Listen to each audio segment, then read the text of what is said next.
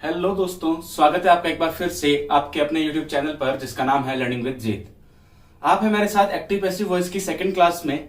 अगर आपने पिछला वीडियो देखा है, एक्टिव पैसिव वॉइस का फर्स्ट पार्ट देखा है, तो बहुत अच्छी बात है। आपने उसमें बेसिक सीखा होगा कि कैसे हम एक्टिव सेंटेंस को पैसिव में चेंज कर सकते हैं। आपने वहां पर यह भी जाना होगा कि कैसे आप सब्जेक्ट को, वर्ब को, ऑब्जेक्ट को फाइंड आउट करोगे सेंटेंस में से, कैसे ढूंढोगे उन्हें। आपने ये भी देखा था कि कैसे आप सब्जेक्ट और डूअर में डिफरेंस बता सकते हैं कि भाई सब्जेक्ट क्या होता है, डूअर क्या होता है। फिर हमने ये भी देखा कि एक्टिव से पैसिव बनाने की आवश्यकता क्या है, एक्टिव से पैसिव बनाने की जरूरत क्या है, क्यों हमसे बार बार पूछा जाता है कि एक्टिव से पैसिव में चेंज कीजिए, ये हमें सीखना क्यों जरूरी है, और पैसिव का क्या क्या इंपॉर्टेंस है, क्या क्या महत्व है उसका। ये सारी बातें डिस्कस की थी हमने पिछले वीडियो में एक्टिव पैसिव वॉइस के पार्ट फर्स्ट में। अगर आपने वो पहला पार्ट देखा है तो बहुत अच्छी बात है, लेकिन अगर आपने वो पहला पार्ट नहीं देखा तो मैं आपसे एक रिक्वेस्ट करूंगा कि एक बार आप जाइए पीछे वीडियो पर। आपको यहाँ पर जो आई दिख रही है ऊपर सजेशन में एक आई दिख जाएगी, वहां पर आप क्लिक करोगे तो आपको एक्टिव पैसिव वॉइस का पार्ट फर्स्ट दिख जाएगा। पहले उसको देख लीजिएगा, फिर इस पार्ट को देखिएगा। और अगर आपने वो वीडियो देखा है, आपको पसंद आया है, तो आपने उसको लाइक जरूर कर दिया होगा। एक रिक्वेस्ट करूंगा, अगर आप पहली बार इस चैनल पर आए हैं और आपने चैनल सब्सक्राइब नहीं किया है तो एक बार चैनल सब्सक्राइब कर देना जरूर। चलिए अब अपने पहला आज का जो लेसन है वो स्टार्ट करते हैं। आज देखते हैं कि हम आगे क्या क्या पढ़ने वाले हैं। चलिए ध्यान दीजिए। अब लास्ट डे मैंने कुछ बातें बताई थी आपको। लास्ट डे मैंने एक्टिव से पैसिव में चेंज करने के कुछ नियम बताए थे। उनमें जो नियम थे उसमें एक नियम था रूल नंबर 4। देखो नॉर्मली कौन कौन से रूल थे, पहला रूल था वही सब एक्टिव का जो सब्जेक्ट होता है वो पैसिव में ऑब्जेक्ट बन जाता है, और पैसिव का जो ऑब्जेक्ट होता है वो एक्टिव में सब्जेक्ट बन जाता है। एक तो ये बात करी थी हमने। दूसरी बात हमने ये करी थी कि भाई पैसिव जब भी लिखेंगे ना तो उसमें जो ऑब्जेक्ट है उससे पहले बाई का यूज करेंगे, बाई प्लस ऑब्जेक्ट लिखेंगे। ये बात हुई थी। तीसरी बात ये थी कि हमेशा वर्ब की थर्ड फॉर्म का यूज करना है। पैसिव सेंटेंस में हमेशा कौन सी फॉर्म यूज करनी है, वर्ब की थर्ड फॉर्म। अब चौथी बात जो थी वो ये थी कि एक एक्स्ट्रा ऑक्सिलरी वर्ब, एक एक्स्ट्रा हेल्पिंग वर्ब ऐड करनी थी हमें उस सेंटेंस में जब एक्टिव से पैसिव बनाएंगे तो वो हम कैसे कर रहे थे उसकी बात करते हैं। देखो मैंने एक रूल बताया था तुम्हें कि ये रूल याद करना भाई, जब वर्ब की फर्स्ट फॉर्म मिले उसके साथ एस या ईएस मिले या डू या डज प्लस वर्ब की फर्स्ट फॉर्म मिले तो मैंने कहा था इज एम आर में चेंज कर देना। जब वर्ब की सेकंड फॉर्म मिले तो वॉज वर्ब में चेंज कर देना। ठीक है, वर्ब की थर्ड फॉर्म मिले तो वहां पर तुम्हें बीन लगाना है, एक ऑक्सिलरी वर्ब, एक हेल्पिंग वर्ब बीन लगानी है। अगर तुम्हें वर्ब के आईएनजी फॉर्म मिल जाए तो तुम्हें बीइंग लगाना है, और मॉडल्स के साथ अगर वर्ब की फर्स्ट फॉर्म मिले तो तुम्हें बी का यूज करना है। ये 5 चीजें मैंने बताई थी। अगर तुमने पिछला वीडियो देखा था अच्छे से तो तुम्हें पता होगा। लेकिन अब बात ये आती है कि सर जब हम बात कॉन्सेप्ट से सीखने की कर रहे हैं, जब मैं तुम्हें बार बार कह रहा हूं कि हमें रटना नहीं है, हमें फंडा समझना है कि ऐसा क्यों किया जा रहा है, तो सिर्फ सर आप ये रूल रटवा क्यों रहे हो? बिल्कुल नहीं रटवा रहे। आज मैं इन्हीं रूल्स का, ये रूल क्यों बना है, ये वर्ब की फर्स्ट फॉर्म होने पर इज एम आर क्यों कर रहे हैं, सेकंड में वॉज वर्ब क्यों कर रहे हैं, इसका समझने की कोशिश करते हैं। इसको समझेंगे और फिर एक्टिव पैसिव के जो दूसरे टाइप के सेंटेंस थे, एक तो था असर्टिव सेंटेंस, दूसरे थे इंट्रोगेटिव और तीसरे थे इंपेरेटिव। आज हम इंट्रोगेटिव सेंटेंस समझने की कोशिश करेंगे। चलिए फटाफट ध्यान दीजिए मेरे साथ।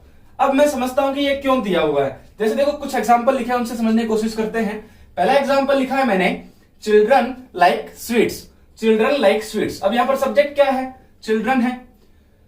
चिल्ड्रन यानी इसका हिंदी अर्थ है बच्चे मिठाई पसंद करते हैं। तो कौन मिठाई पसंद करता है, बच्चे करते हैं। तो सब्जेक्ट क्या हो गया, चिल्ड्रन। वर्ब क्या है, पसंद करना, और क्या पसंद करते हैं, तो स्वीट्स पसंद करते हैं, मिठाई पसंद करते हैं। यही बात है, इतनी सी बात है। अब देखो इस बात को अगर मैं समझूं कि सर जब इसको पैसिव बनाएंगे तो क्या क्या चेंज करूंगा मैं इसको पैसिव बना के देखता हूं। देखो क्योंकि स्वीट्स ऑब्जेक्ट है तो इसको सब्जेक्ट बनाऊंगा, स्वीट्स। फिर चिल्ड्रन ऑब्जेक्ट था, चिल्ड्रन सब्जेक्ट था सॉरी, तो इसको ऑब्जेक्ट बनाऊंगा, चिल्ड्रन। इससे पहले बाई लगेगा, लाइक की थर्ड फॉर्म आएगी, लाइक्ड। इतनी सारी कहानी तो हो जाती है। लेकिन अब यहां पर इसके लिए वर्ब कौन सी लगाएं, यहां पर एक हेल्पिंग वर्ब कौन सी लगे जिससे कि पैसिव बन जाए ये। अब इसको पैसिव बनाने के लिए अगर मैं ढंग से देखूं, रूल पे जाऊं, तो वर्ब की फर्स्ट फॉर्म में मैंने कहा था वर्ब की फर्स्ट फॉर्म हो तो इज एम आर। अब सर इज एम आर ही क्यों करेंगे, तो उसकी कहानी समझते हैं। देखो इज एम आर ही क्यों, क्या वॉज वर्ब क्यों नहीं कर रहे यहां पर, या बी, बीन या बीइंग क्यों नहीं लगा रहे, वो समझो। क्योंकि ये टेंस कौन सा है, अगर तुमने टेंस पढ़े हैं तो तुम्हें पहचान आ गई होगी। टेंस के पहले ही वीडियो हमने आइडेंटिफिकेशन की बात की थी। ये टेंस है प्रेजेंट सिंपल। अब देखो अगर ये प्रेजेंट सिंपल है तो पैसिव में भी टेंस कौन सा रहेगा, प्रेजेंट सिंपल ही रहेगा। जब मैं पैसिव बनाऊंगा तो टेंस चेंज थोड़ी करूंगा, टेंस तो वही रहेगा, प्रेजेंट सिंपल ही रहेगा। यानी ये टेंस भी कौन सा, प्रेजेंट सिंपल है। तो मुझे ऐसा कोई ना कोई वर्ड डालना पड़ेगा यहां पर जो कि ये बता सके कि ये टेंस प्रेजेंट सिंपल का है। अभी तो किससे पता चल रहा था, वर्ब की फॉर्म से। लेकिन जब मैंने पैसिव बना दिया तो वर्ब की थर्ड फॉर्म होगी हमेशा, चाहे प्रेजेंट टेंस हो, चाहे पास्ट टेंस हो, चाहे फ्यूचर टेंस हो, वर्ब की कौन सी फॉर्म होगी, हमेशा थर्ड फॉर्म होगी। तो पता कैसे चले, वो पता लगाने के लिए हम क्या करेंगे, वापस जाएंगे बी की फॉर्म पर। ये बी बहुत इंपॉर्टेंट है, टेंस में हमने सीखा था भाई, टेंस का आइडेंटिफिकेशन वाले पार्ट हमने इसको देखा था। इसकी फर्स्ट फॉर्म होती है इज एम आर, यानी अगर प्रेजेंट टेंस हो तो इज एम आर यूज करो, अगर पास्ट टेंस हो तो वॉज वर यूज करो, और अगर परफेक्ट टेंस हो तो इसकी थर्ड फॉर्म बीन यूज करो। ये चीजें बताई थी मैंने, वही हम करने वाले हैं। इज एम आर देखो, क्योंकि प्रेजेंट टेंस है तो हम क्या करेंगे, इज एम आर में से किसी एक का यूज करेंगे, ठीक है। क्योंकि प्रेजेंट टेंस है तो किसका यूज करेंगे, इज एम आर में से किसी एक का यूज करेंगे। और स्वीट्स क्योंकि प्लूरल है तो यहां पर क्या आ जाएगा, आर आ जाएगा। आई बात समझ में? उम्मीद कर रहा हूं समझ आई होगी बात। अगला सेंटेंस देखो, he is writing a letter. A letter object है तो ये बन गया अ लेटर। ही का बन जाएगा बाय हिम। फिर क्या है, राइटिंग है, राइटिंग का क्या बनेगा, रिटन बनेगा, थर्ड फॉर्म। अब इज दे रखा है, देखो इज जो दे रखा है उसको हटाना तो है नहीं, इसका तो इजी रहेगा। तो सर अब कुछ और एक्स्ट्रा लगाने की जरूरत क्या है, अब कुछ और एक्स्ट्रा लगाने की जरूरत क्या है। इज पढ़ा है ना, सिर्फ पता चल रहा है ना प्रेजेंट टेंस है, बिल्कुल इससे पता तो चल रहा है। देखो इससे पता चल रहा है, इज जब मैंने लिख दिया पैसिव में तो इससे पता चल रहा है कि प्रेजेंट है, लेकिन प्रेजेंट का कौन सा टेंस है वो कैसे पता चलेगा। इज रिटर्न, तो यहां पर आर प्लस वर्ब की थर्ड फॉर्म आई थी, यहां पर इज प्लस वर्ब की थर्ड फॉर्म है। प्रेजेंट सिंपल के लिए लिखा था ये तो हमने, तो प्रेजेंट कंटिन्यूअस है, वो पता लगाने के लिए क्या करें, वहां पर हमें आपको एक और एक्स्ट्रा वर्ड लगानी पड़ेगी, एक्स्ट्रा वर्ब लगानी पड़ेगी। वो एक्स्ट्रा वर्ब क्या होगी, बी की ही फॉर्म होगी, क्योंकि कंटिन्यूअस में आईएनजी फॉर्म होती है, तो बी की कौन सी फॉर्म लगा दो आप, आईएनजी फॉर्म लगा दो, बीइंग। तो यहां पर एक्स्ट्रा वर्ड क्या जुड़ेगा, a letter is being written by him, a letter is being written by him। इस तरह से ये रूल बना था, ये रूल का लॉजिक है। कोई बिल्कुल भी अपने रटने वाली बात पे नहीं जा रहे, कोई ट्रिक वाली बात पे नहीं जा रहे, रटने वाली बात पे नहीं जा रहे, बिल्कुल कॉन्सेप्ट के साथ समझ रहे हैं। अच्छे से देखते रहिए वीडियो को और एंड तक जरूर देखना, वीडियो को एंड तक देखोगे बहुत सारी चीजें समझ आने वाली है आपको। एक्टिव पैसिव का जो टॉपिक है ना, एक बार में क्लियर हो जाएगा, आगे से पढ़ने की आवश्यकता नहीं पड़ेगी। चाहे 4 साल बाद जब एग्जाम दोगे ना तो पढ़ने की जरूरत नहीं है, सीधा एक बार नोट्स उठाए, देखे और याद। अब देखो ये एग्जांपल लिखा है, ही did not steal my book. Object क्या है, माई बुक है। अब ये नहीं बताऊंगा ऑब्जेक्ट माई बुक कैसे हुआ, वो देखो लास्ट वीडियो में बताया था, ढूंढो आप खुद ही। He did not steal my book, my book आ गया, माई बुक के बाद सब्जेक्ट क्या है, ही है, तो बन जाएगा बाय हिम। स्टील की थर्ड फॉर्म होती है स्टोलन। सर डिड को लगा दूं क्या, डिड नॉट लगा दूं, पास्ट सिंपल पता चल जाएगा। डिड जो है किस में आता है, पास्ट सिंपल में आता है, बिल्कुल। लेकिन एक तुम्हें बात ये ध्यान रखनी है, डू, डज या डिड के साथ हमेशा वर्ब की बेस फॉर्म आती है, कभी भी थर्ड फॉर्म नहीं आती। वर्ब की कौन सी फॉर्म आती है, हमेशा बेस फॉर्म आती है। तो यहां पर तो वर्ब की कौन सी फॉर्म दे रखी है, स्टोलन दे रखी है। अगर मैं पैसिव में भी डिड लिख दूंगा तो क्या हो जाएगी, प्रॉब्लम हो जाएगी ना, तो डिड तो हटाना पड़ेगा मुझे, तो मैंने डिड हटाऊंगा। अब डिड हटा के यहां पे क्या करूं, डिड हटाऊंगा तो कोई ऐसा वर्ड डालनी है, कोई ऐसी वर्ब डालनी है यहां पे जो कि मुझे बताए कि ये टेंस पास्ट है। कौन सा टेंस है, पास्ट टेंस है। कैसे पता चल रहा है, डिड आ गया ना, ये पास्ट सिंपल है, ये तो समझ गया तुम, ये पास्ट सिंपल थी, पास्ट सिंपल में रहना चाहिए। अब पास्ट बताने के लिए मैंने क्या कहा, बी की सेकंड फॉर्म यूज कर लो, वॉज या वर। माई बुक सिंगुलर है तो वॉज आ जाएगा, इसीलिए डिड हट के वॉज आता है, सेकंड फॉर्म होने पर क्या आता है, वॉज या वर आता है। आई बात समझ में इतनी? चलो एक और एग्जांपल देखते हैं फटाफट। लिखा है I have told a lie, I have told a lie. अब यहां पर वापस सब्जेक्ट है अ लाई, आई का बन जाएगा बाय मी। टोल्ड थर्ड फॉर्म ही है तो टोल्ड आ गया, हैव का हैव आ जाएगा। अब हैव प्लस वर्ब की थर्ड फॉर्म पड़ी है तो ये तो एक्टिव की कंडीशन है, हैव प्लस वर्ब की थर्ड फॉर्म, तो यानी कोई ऐसा वर्ड बीच में आना चाहिए जो बताए कि ये पैसिव है। तो कौन सा वर्ड आएगा, क्योंकि वर्ब की थर्ड फॉर्म है तो हम बी की कौन सी फॉर्म यूज कर लो, थर्ड फॉर्म यूज कर लो, been. I have been told, sorry I have been told by me. समझ में आ रही है बात? देखो बहुत जरूरी है एग्जांपल समझना, क्योंकि कई बार क्या होता है अपने रट लेते हैं सीधे। रटने का जब अपने दोस्तों के साथ बैठे होते हैं उनको बता रहे तो भाई ये देखिए ऐसे होगा, ये ऐसे होगा, ये ऐसे होगा, वो सामने से सुना देता भाई ऐसे कैसे होगा, समझा। जब आपसे कोई कारण पूछता है ना, आपको कारण पता होना चाहिए कि ये क्यों हो रहा है। समझ में आ रही है बात? चलो बहुत अच्छी। एक और एग्जांपल है, फटाफट इसको देखते हैं और ये सारे एग्जांपल क्लियर करते हैं एक बार में, ध्यान दो। एग्जांपल लिखा है we must have respected our elders. अब यहां पे थोड़ा सा कंडीशन चेंज है, देखो मस्ट दिया है, मस्ट यानी एक मॉडल है, मॉडल दिया हुआ है, मॉडल के साथ क्या दिया हुआ है, हैव दे रखी है, ऑक्सिलरी वर्ब दे रखी है और साथ में वर्ब की थर्ड फॉर्म दे रखी है। हैव के साथ वर्ब की कौन सी फॉर्म आती है, थर्ड फॉर्म ही आती है। चलो समझता हूं मैं इसको। ओवर एल्डर्स है तो ओवर एल्डर्स आगे आ जाएगा, सब्जेक्ट बन जाएगा और एल्डर्स। फिर क्या, बाई वी का मैंने लास्ट वीडियो में बताया था भाई, बाई अस लिखो तो ठीक है और नहीं लिखो तो भी काम चल सकता है, क्योंकि वी और दे जो होते हैं कैसे सब्जेक्ट होते हैं, अनइंपोर्टेंट सब्जेक्ट होते हैं। अब देखो मस्ट आएगा कि नहीं आएगा, बिल्कुल आएगा। हैव आएगा कि नहीं आएगा, बिल्कुल आएगा। रिस्पेक्टेड थर्ड फॉर्म तो आएगी आएगी। अब क्या लिखे यहां पर, मस्ट के हिसाब से वर्ब की फर्स्ट फॉर्म लिखूं, यानी बी की फर्स्ट फॉर्म लिखूं यहां पर मस्ट के अकॉर्डिंग, क्योंकि मॉडल है, मैंने बताया था मॉडल आएगा तो बी लिखना होता है तुम्हें, या फिर क्योंकि है प्लस वर्ब की थर्ड फॉर्म है तो बीन लिखूं। इन दोनों में से क्या लिखा जाए? देखो कंडीशन क्या है, कंडीशन ये है, एक मैं एग्जांपल इसके साथ और तुम्हें समझाता हूं, फिर अच्छे से समझ आएगा। ये एग्जांपल लिख लेना फटाफट, लिख लिए हो तो ठीक है, ध्यान दो। एक एग्जांपल और लिखता हूं मैं, उसके बाद इसको समझते हैं। एक एग्जांपल लिख रहा हूं मैं यहां पर,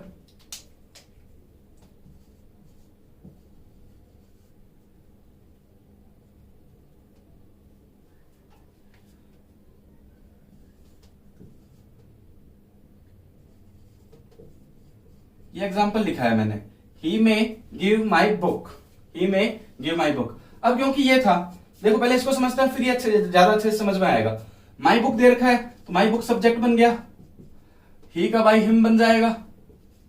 अब क्या है, देखो मैं दे रखा था तो मैं आ जाएगा, गिव की थर्ड फॉर्म आ जाएगी गिवन, क्योंकि मॉडल है मैं तो क्या आ जाता है बी आ जाता है। अब यहाँ पर बी क्यों डाला, क्योंकि हमें पता है कि भैया मॉडल्स के साथ हमेशा कौन सी फॉर्म आती है, टेंस पढ़े थे, वापस टेंस भी पढ़ा था हमने, मॉडल्स के साथ हमेशा वर्ब की बेस फॉर्म आती है। तो गिवन तो थर्ड फॉर्म है, ये लिख नहीं सकते, इसीलिए हम किसके पास जाते हैं, बी के पास जाते हैं, बी की बेस फॉर्म लिखते हैं।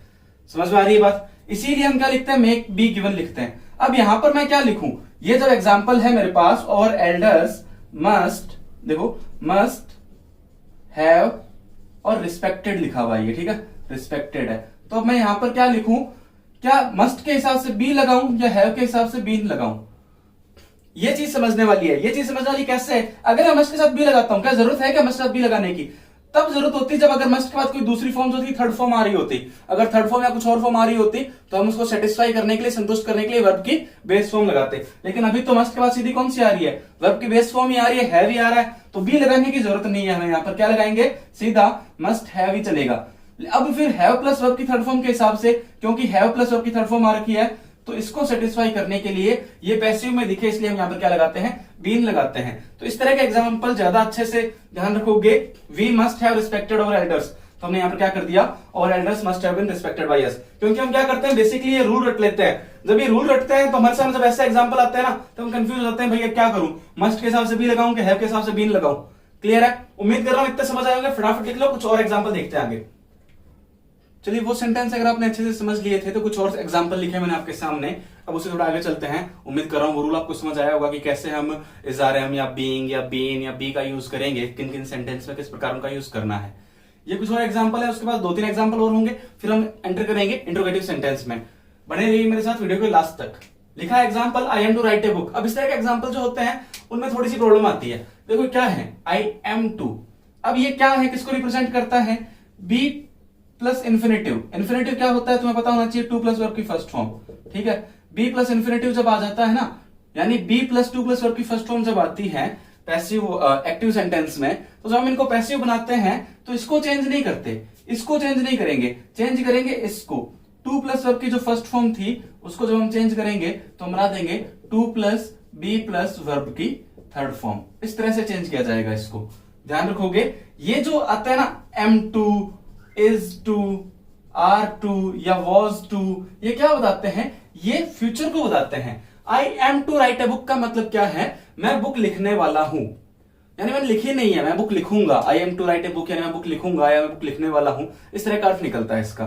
क्लियर है? अब इसको मैं पैसिव में बनाता हूं, तो देखो वापस ऑब्जेक्ट है मेरा अ बुक, तो अ बुक लिखूंगा सबसे पहले, फिर सब्जेक्ट है मेरा आई, तो ये ऑब्जेक्ट बन जाएगा, बाय मी बन जाएगा।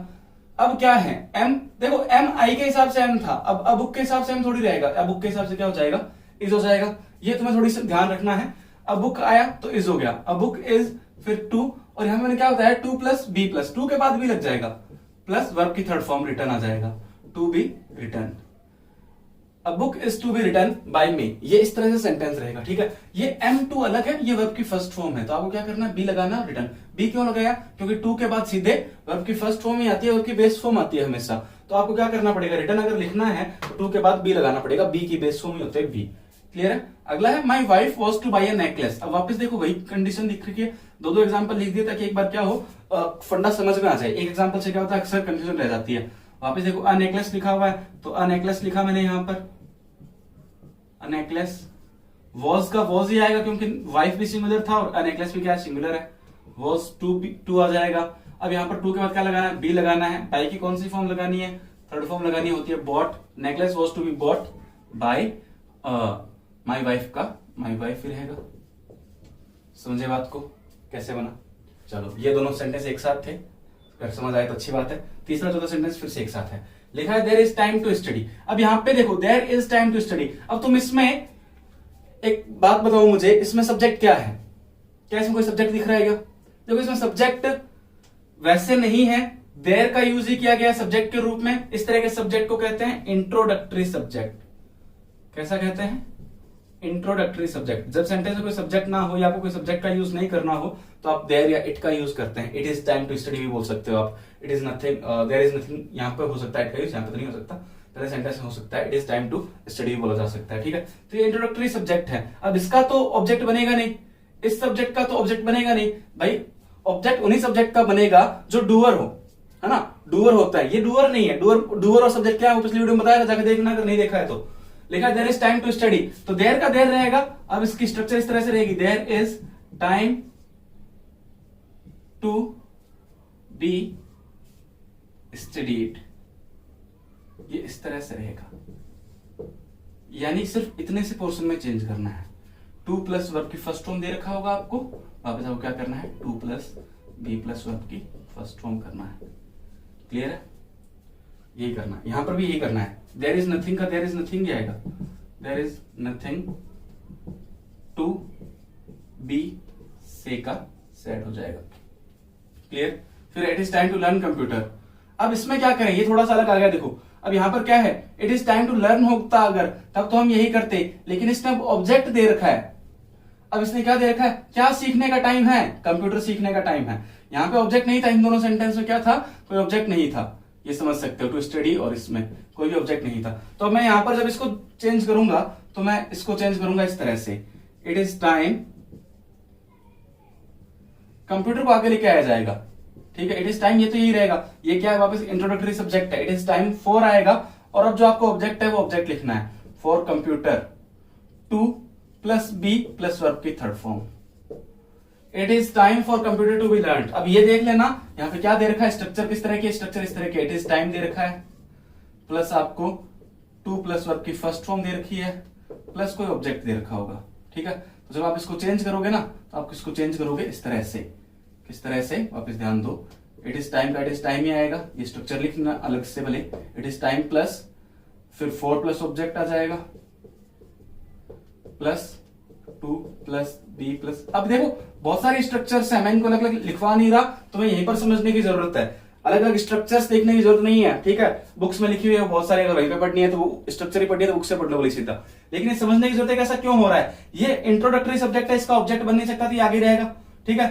To learn computer, computer object है जिसको सब्जेक्ट बना सकता हूं, इसको आगे लेके आऊंगा, इसको आगे लेके आऊंगा। तो यहां पर देखो दो नाउन एक साथ आ नहीं सकती, बीच में क्या आएगा, एक प्रीपोजिशन आएगा, फॉर कंप्यूटर आ गया, टू बी लर्न आ गया। क्लियर है, समझ गए बात को। वैसे ही ये लास्ट वाला जो एग्जांपल लिखा है मैंने, वैसे ही ये एग्जांपल है, देख सकते हो इसको।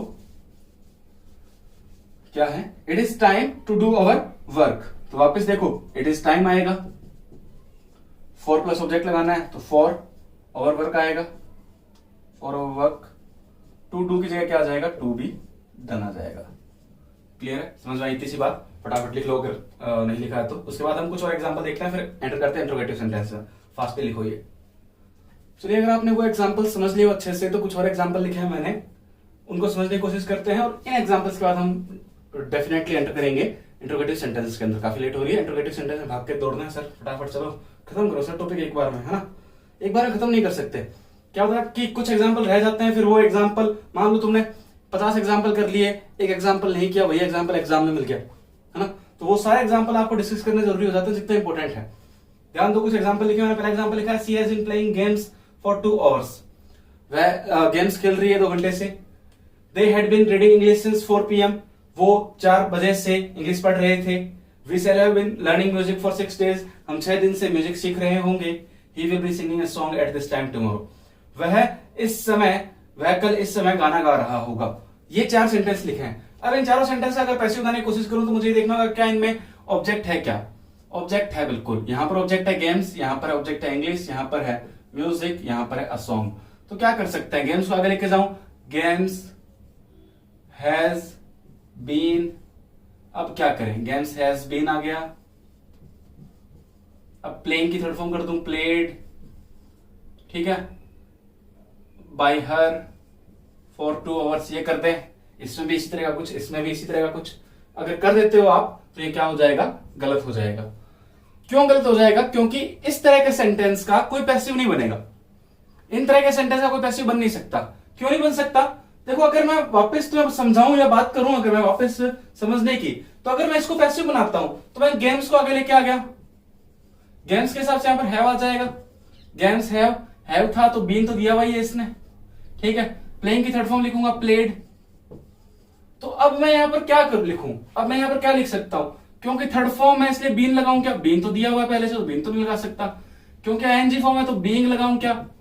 तो ये सेंटेंस देखो कितनी हेल्पिंग वर्ब डालोगे एक सेंटेंस में, games have been being played, ठीक है। बहुत कॉम्प्लेक्स स्ट्रक्चर हो जाती है इन सेंटेंस की। इसीलिए जो हमारे ग्रामेरियन हैं, जो भी हमें ग्रामर लिखते हैं, ग्रामर्स बताते हैं, उन्होंने ये कहा कि इस तरह की मिस्टेक्स करने की जरूरत है नहीं आपको। जब भी आपको ऐसा सेंटेंस मिल जाए परफेक्ट कंटिन्यूअस, कैसा सेंटेंस, परफेक्ट कंटिन्यूअस, चाहे कोई सा भी हो, ये प्रेजेंट परफेक्ट कंटिन्यूअस है, ढंग से देखो तो ये पास्ट परफेक्ट कंटिन्यूअस है, ये फ्यूचर परफेक्ट कंटिन्यूअस है, तीनों के कैसे सेंटेंस है, परफेक्ट कंटिन्यूअस है। इनका पैसिव नहीं बनेगा, इनका पैसिव नहीं बनेगा, ठीक है, इनका पैसिव नहीं बनाते। और एक ये है ही विल बी सिंगिंग, अब इसको भी अगर तुम बनाओ तो अ सॉन्ग लिखो आगे, a song will be being sung by him, इस तरह से लिखोगे, वापस विल बी बीइंग, तो ये भी क्या होगा, बहुत कॉम्प्लेक्स स्ट्रक्चर हो जाती है। इसीलिए मॉडर्न इंग्लिश जो हम पढ़ते हैं, जो हमारी मॉडर्न इंग्लिश है, वो कहती है कि आपको इन सेंटेंस का पैसिव बनाने की कोई जरूरत नहीं है। 4 ऐसे टेंस होते हैं जिनका कोई पैसिव नहीं बनता, present perfect continuous tense, past perfect continuous tense, future perfect continuous tense और फ्यूचर कंटीन्यूअस टेंस। ये 4 ऐसे टेंस है जिनका कोई पैसिव नहीं बनाना। लेकिन अगर आप याद रखने के लिए बात करो तो मैं तुम्हें बता दूं, ऐसे सेंटेंस जिसमें बी या बीन दे रखा हो, जिसमें बी या बीन दे रखा हो, उन सेंटेंस को आप क्या करोगे, उन सेंटेंस का पैसिव नहीं बनाओगे। ये बात लिख लो फटाफट। तो ये बात समझ में आई आपको कि जब भी सेंटेंस में आपको बी या बीन मिल जाए, यानी present perfect continuous, past perfect continuous, future perfect continuous और फ्यूचर कंटीन्यूअस, इन चारों टेंस में आपको पैसिव नहीं बनाना। लेकिन फिर भी मान लो कि मुझे अगर बनाना ही बनाना है, मैं चाहता हूं कि नहीं यार पैसिव तो बनाएंगे, ऐसे कैसे काम चलेगा, ठीक है, पैसिव तो बनाए ही बनाए। तो अगर मान लो मुझे इस सेंटेंस का पैसिव बनाना है, तो एक ग्रामेरियन है काफी फेमस, माइकल स्वॉन की एक ग्रामर की बुक आती है, उसमें उन्होंने एक लाइन लिखी है कि अगर आपको ऐसे सेंटेंस का पैसिव बनाना ही है तो आप बीइंग का यूज कर सकते हो। जैसा कि मैंने तुम्हें बताया कि ये करूं मैं अगर इस तरह से, तो उसने कहा कि आप ऐसा अगर करो तो सेंटेंस सही माना जा सकता है। यानी आप ऐसे लिख सकते हो, English had been being read by them since 4 PM। यानी आप ये स्ट्रक्चर यूज कर सकते हो, आप इस तरह से सेंटेंस लिख सकते हो। ये बात किसने बताई, ये बात माइकल स्वॉन ने बताई थी। अब माइकल स्वॉन की ये बात हमारे किसी काम आने वाली है क्या, जी बिल्कुल नहीं। हमें ऐसा नहीं करना, ये सही तरीका है, इस तरह से पैसिव बनाया जा सकता है, लेकिन हमें नहीं बनाना। क्यों नहीं बनाना, क्योंकि हम जो पढ़ते हैं मॉडर्न इंग्लिश, वो कहती है कि भैया इनका पैसिव बनता ही नहीं है। तो जब भी आपको ऐसा सेंटेंस मिल जाए, ऐसा सेंटेंस कोई मिल जाए ना जिसमें बी या बीन दे रखा हो, तो आपको वो ऑप्शन ढूंढना है जिसमें लिखा हो passive not possible, none of these, या फिर सेम आंसर, जैसा क्वेश्चन है वैसा ही आंसर में लिखा हो तो वही टिक करके आना है। समझ गए बात को। फटाफट टीचर एग्जांपल लिख लो, फिर एंटर करते हैं इंट्रोगेटिव सेंटेंस। फास्ट लिखो। चलिए, तो उम्मीद कर रहा हूं आपको असर्टिव सेंटेंस सारे अच्छे से समझ आए होंगे। जितने भी एग्जांपल्स नए बन सकते थे वो सारे मैंने डिस्कस किए, और अब आपको कोई डाउट नहीं रहना चाहिए वहां पर। फिर भी अगर कोई चीज समझ नहीं आए तो वापस आपको तरीका पता है, कमेंट बॉक्स में लिख दीजिए, आपको आंसर मिल जाएगा। उससे आगे हम डिस्कस करते हैं सेकंड टाइप के क्वेश्चंस पर, सेकंड टाइप के सेंटेंसेस पर, वो है हमारे इंट्रोगेटिव सेंटेंस। अब इंट्रोगेटिव सेंटेंस यानी प्रश्नवाचक वाक्य अगर मिल जाए हमें क्वेश्चन में, तो उसका पैसिव कैसे बनेगा, उसका पैसिव कैसे बन सकता है। देखो पैसिव बनने की कंडीशन तो एक ही है हमारे सामने कि उस सेंटेंस में ऑब्जेक्ट होना चाहिए। अगर ऑब्जेक्ट होगा तो उसका पैसिव बन सकता है, उसका पैसिव हम बना देंगे। अगर ऑब्जेक्ट नहीं है तो पैसिव नहीं बनेगा। तो जब भी आपको इंट्रोगेटिव सेंटेंस दिखेगा तो आपको सबसे पहले यही चेक करना है कि क्या उसमें कोई ऑब्जेक्ट है या नहीं है। अगर ऑब्जेक्ट नहीं है तो छोड़ देना। क्लियर है, सीधी सी बात है। अब इतना लिख लिया मैंने, अब मैं समझता हूं, चलो इससे आगे बढ़ते हैं, इंट्रोगेटिव सेंटेंस को समझने की कोशिश करते हैं। इंट्रोगेटिव सेंटेंस अगर तुमने छोटी क्लास में पढ़े हैं तो तुम्हें पता होगा, और नहीं पता है तो अभी देख लो। इंट्रोगेटिव सेंटेंस दो तरह के होते हैं। दो तरह के कौन से? एक तो जो हेल्पिंग वर्ब से स्टार्ट होते हैं, हेल्पिंग वर्ब से स्टार्ट हो रहे हैं, एक तो कैसे सेंटेंस जो हेल्पिंग वर्ब से स्टार्ट होंगे, और दूसरे वो सेंटेंस जो कि WH वर्ड से स्टार्ट होंगे। अब WH वर्ड क्या होते हैं? वाई, वॉट, वैन, हुम, वेयर, हुज, विच, ये सारे क्या हैं? WH वर्ड है। तो या तो सेंटेंस WH वर्ड से स्टार्ट होगा या हेल्पिंग वर्ब से। हेल्पिंग वर्ब से स्टार्ट होने वाले सेंटेंस को हम यस या नो टाइप क्वेश्चन भी बोलते हैं। यस या नो टाइप सेंटेंस भी बोलते हैं। क्यों? क्योंकि इनका क्वेश्चन हाँ या ना में दिया जा सकता है। Are you playing cricket? क्या तुम क्रिकेट खेल रहे हो? तो यस। खेल रहे हो तो यस, नहीं खेल रहे हो तो नो, दिया जा सकता है ना। आर यू मिसिंग जिमन? क्या तुम जिमन मिस कर रहे हो लॉकडाउन में? तो कर रहे हो, सारे यस, सबका आंसर यस ही होना चाहिए इसमें। यस या नो टाइप आ गया। अब इसमें देखो, इन दोनों को इसी तरह से देखेंगे। एक पहले इसको देख लेते हैं अपने, फिर बात करेंगे WH वर्ड से स्टार्ट होने वाले सेंटेंस की। अब यस या नो टाइप वाले सेंटेंस को कैसे कर सकता हूं मैं? एक एग्जांपल लिखता हूं, उसके बाद इसकी बात करते हैं। वही जो एग्जांपल मैंने बोला, आर यू मिसिंग जिमन। अब जिमन को क्या बोलते हैं सर इंग्लिश में? जिमन को क्या बोला जाता है? दावत कह दो सर। दावत इंग्लिश थोड़ी है मूर्खों, दावत तो हिंदी शब्द ही हो गया। फेस्ट क्या बोलते हैं? फेस्ट, जिमन। आर यू, अच्छा आज से पहले कभी गौर किया था जिमन को फेस्ट कहता है? जिमन नाम पे गौर करते हैं सर, फेस्ट फुस्ट पे कुछ नहीं पड़ा। जिमन फीलिंग है। Are you missing fest. अब इसको मैं अगर पैसिव बनाऊं तो किस तरह से बना सकता हूं? मेरे पास दो तरीके हैं। दो तरीके कौन से हैं? एक तो मैं देखो सीधी सी इसकी स्ट्रक्चर पता कर लूं। स्ट्रक्चर पता करना कैसा? स्ट्रक्चर पता करना जैसे भाई पहले क्या आ रहा है? हेल्पिंग वर्ब आ रही है तो पहले हेल्पिंग वर्ब भी आएगा, फिर क्या आएगा? फिर ऑब्जेक्ट आएगा सर। भाई इस ऑब्जेक्ट को इसकी जगह लिखूंगा ना, ऑब्जेक्ट लिखूंगा, फिर क्या आएगा? फिर अगर वो ऑक्सिलरी वर्ब बी, बीन या बीइंग अगर उसकी जरूरत है, बी, बीन या बीइंग उसकी जरूरत है तो वो लिखा जाएगा। फिर क्या लिखा जाएगा? फिर सर मिसिंग की थर्ड फॉर्म आएगी, वर्ब की थर्ड फॉर्म लिखनी है अगर जरूरत पड़ी तो। फिर क्या लिखें? फिर बाय प्लस सब्जेक्ट लिख दो, और फिर लास्ट में सबसे क्वेश्चन मार्क। या तो आप इस स्ट्रक्चर को फॉलो कर लो, लेकिन वही बात है कि रटने वाली बात हो जाएगी। सर रटे कैसे?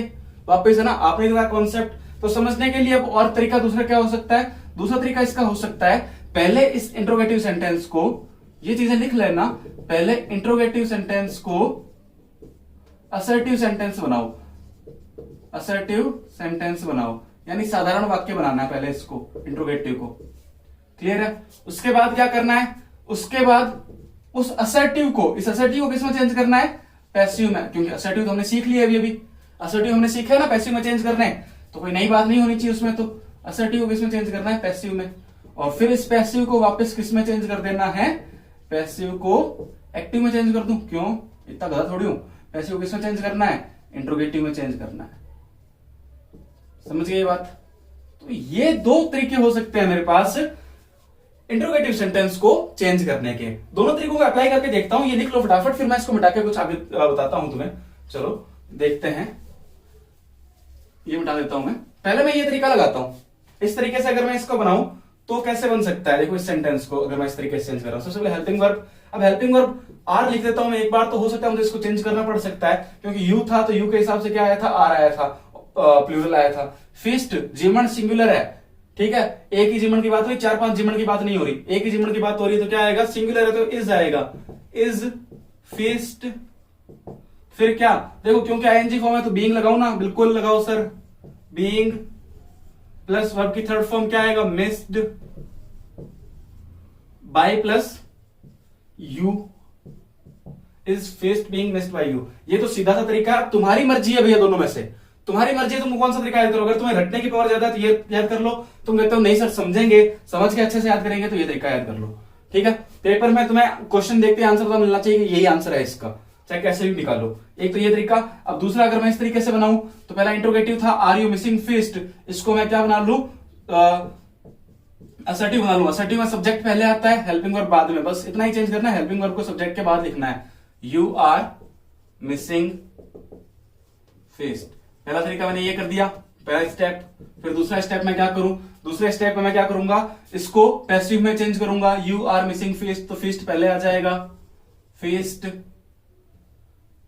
इज बीइंग, अब ये कब सीखा था? ये अभी सीखा ही था भैया, पहले, इससे पहले वाले में, है ना। Feast is being missed by you, ये लिख दो और फिर इसको वापस किस में चेंज कर दो, आप चेंज कर दो इंट्रोगेटिव में। तो इज का इसको आगे लेंगे तो is being sorry is feast being missed by you. तो ये तो है बिल्कुल सही तरीका और ये है स्ट्रक्चर याद करके। दोनों में से जो तुम्हारी मर्जी करे ना उसको भाई याद कर लेना, दोनों में से जो तुम्हारी मर्जी हो उसको याद कर लेना। ये दोनों तरीके हैं इंट्रोगेटिव सेंटेंस में यस या नो टाइप वाले क्वेश्चन को चेंज करने का। फटाफट दोनों लिख लो, उसके बाद आगे और देखते हैं। चलिए, अभी तक जो हमने पढ़ा इंट्रोगेटिव सेंटेंस के बारे में, 19 से रिलेटेड 4 एग्जाम्पल और लिखे हैं मैंने सामने। इन एग्जाम्पल को फटाफट समझते हैं और आज की क्लास यहीं पे खत्म करते हैं। देखो फटाफट ध्यान दो, लिखा है पहला example, should the doctor examine her. Examine है, एग्जामिनर नहीं है, sorry, examine. Should the doctor examine her. अब एग्जामिन हर यहाँ पे इस तरह से लिखा हुआ है। अब आपके पास वापस दोनों तरीके हैं, इन दोनों तरीकों में से जो आपको सही लगे उस तरीके से कर सकते हो। मैं अगर करूं इसको तो पहले मैं इसको बना लूं भाई assertive, the doctor should examine her, ये असर्टिव बन गया। अब इस असर्टिव को मैं क्या बना लूं, पैसिव बना लूं, है ना। इस असर्टिव को क्या बनाया, पैसिव बनाऊं अगर मैं, तो क्या बनेगा, हर का आएगा सी, शुड का शुड, एल था यहां पर, she should be examined by the doctor, ये बन जाएगा। ठीक है, और फिर क्या करना है, इसको क्या करना है, इंट्रोगेटिव बनाना है। तो इंट्रोगेटिव बनाना है तो शुड को आगे ले जाऊं, should she be examined by the doctor. तो ये क्या बन जाएगा, मेरा पैसिव बन जाएगा इस सेंटेंस का। यही तरीका बताया मैंने, यही तरीका है। अब सर ये तरीका बहुत टाइम टेकिंग है, पेपर में इतना टाइम नहीं मिलेगा कि हम इस तरीके से एग्जाम्पल कर पाए। देखो सीधी सी बात है, टाइम टेकिंग इसलिए है क्योंकि तुम पहली बार सीख रहे हो। अगर तुमने ये एग्जाम्पल भाई बहुत बार प्रैक्टिस कर ली इनकी ना, 3-4 बार वीडियो देख लिया, 50-60 एग्जाम्पल लगा लिया इस तरीके से, तो एक बार में देखते ही हो जाएगा। जैसे अगर मैं ये एग्जाम्पल देखूं, do you write a letter, तो मैं सीधे देखूंगा कि इसका पैसिव बनेगा। कैसे पैसिव बना सकता हूं मैं, तो इसका पैसिव अगर मुझे बनाना है तो सीधा देखो यू है। अब इसको अगर मैं पहले बनाऊं असर्टिव, तो क्या बनेगा, यू राइट ए लेटर, क्योंकि इसको बनाना पहले मुझे असर्टिव, तो यू राइट ए लेटर बनेगा, डू नहीं आएगा, असर्टिव सेंटेंस है, यू राइट ए लेटर। फिर बनेगा इसका पैसिव, तो a letter is written by you, ये बनेगा। और फिर क्या हो जाएगा, इज आ जाएगा आगे, बिल्कुल वैसे ही जैसा मैंने तुम्हें असर्टिव में सिखाया था। सीधा ही देख लो, बोलिए अगर स्ट्रक्चर याद है तो। हेल्पिंग और पैसिव में डू डज डिड नहीं आता, तो इज आएगा डू डज की जगह, इज अ लेटर, इज आ गया, लेटर आ गया, बी बी या बी लगाने की जरूरत होती नहीं है, डू आता है जब। Is a letter written by you. तो बहुत स्पीड से कर सकते हो, बिल्कुल वैसे जैसे देखो ये लिखा हुआ है, have children eaten the sweets. अब मैं इसको बनाऊं वापस, देखो असर्टिव, तो children have eaten the sweets, ये बनेगा। फिर इसको पैसिव बनाऊंगा असर्टिव का, तो द स्वीट्स हैव, क्योंकि have plus eaten third form है तो बीन आ जाएगा, have been eaten by children, the sweets have been eaten by children, ये बन जाएगा। अब देखो वापस इसको बनाना है तो इंट्रोगेटिव बनाना, तो हैव आ गया जाएगा, have the sweets been eaten by the children, have the sweets been eaten by children. समझ गए। लास्ट एग्जांपल आज का लिखा है, is she to write a book, is she to write a book. अब देखो अब बुक आगे आएगा तो इज का इजी रहेगा। ठीक है, वापस अगर उसी तरीके से करना है तो ये बनता है, she is to write a book, ये बन गया मेरा असर्टिव। इस असर्टिव को बनाऊंगा पैसिव में, तो a book is to be return. ये इज टू वाले एग्जांपल बताए थे आज क्लास की स्टार्टिंग में ही। A book is to be return by her, और फिर इज आ जाएगा आगे, is a book to be return by her. आई बात समझ में कि भाई इंट्रोगेटिव सेंटेंस में यस नो टाइप वाले क्वेश्चन कैसे करने हैं। फटाफट ये लिख लो, उसके बाद कुछ बात करते हैं अपने।